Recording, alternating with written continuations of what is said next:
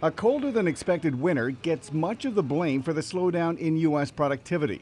But analysts say it's more complicated than that.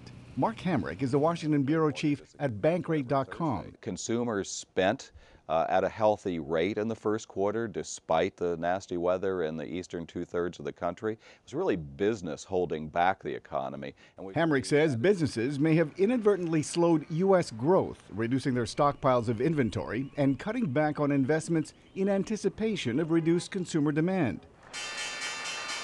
On Wall Street, investors seemed unfazed by the disappointing news, with the major stock indexes remaining in positive territory. Hamrick says that's because investors are already looking forward to the rest of the year. We're really more concerned about what's happening in the current quarter on out toward the second half of the year.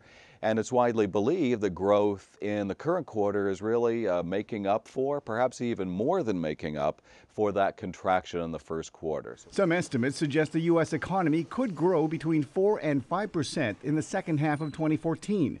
Less certain is the outlook for the housing market. Realty Trac's Darren Bloomquist says home sales and prices have slowed dramatically since 2013. He spoke to VOA via Skype.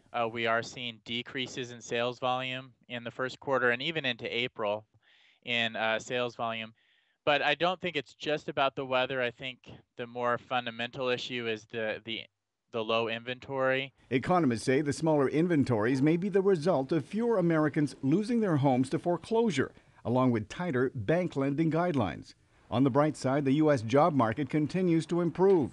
A new report shows the number of unemployed workers seeking government assistance fell by 27,000 this week.